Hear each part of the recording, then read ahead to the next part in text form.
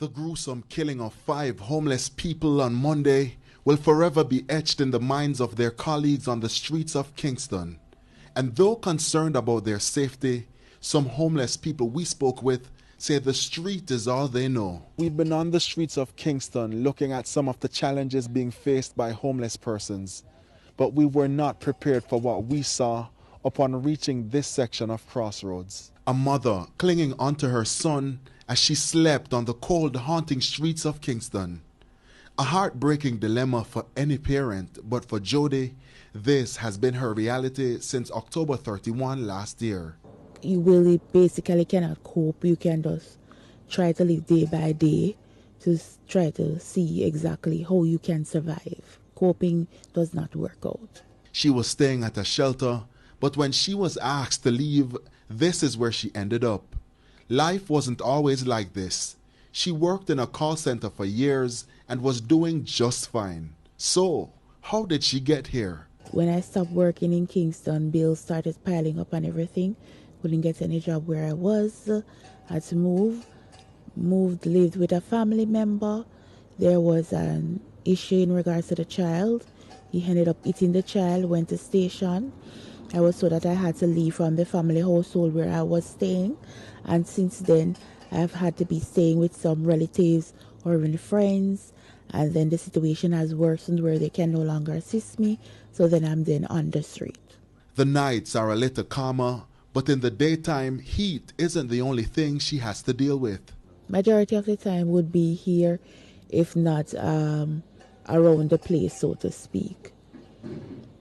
Staying in one place at one particular time can be very much difficult or even tormenting. Tormenting for her, but imagine what goes through the mind of her 7-year-old son, who also has to be roving the city like a nomad. He will ask the question why we have to be on the street, or why we have to be, if I have something to do, why we have to walk, why we can't take transportation. Questions such as those.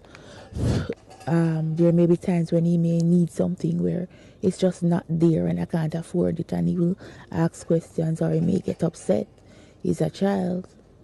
He doesn't really understand what the situation is. But then you'll have to explain that the funding is just not there. Compounded with all these issues, unscrupulous people went into her bags and stole most of her documents, including her birth certificate, NIS card, as well as CXC certifications, which means seeking employment is more difficult.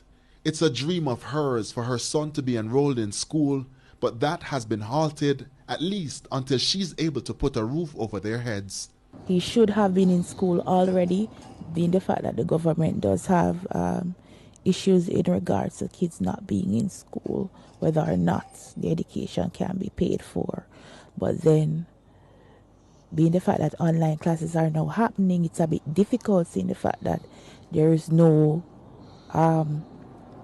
housing facility for him to be able to be doing his classes. There's no telling how much longer Jody and her son will have to endure the pain and the struggles. The mother, however, remains hopeful.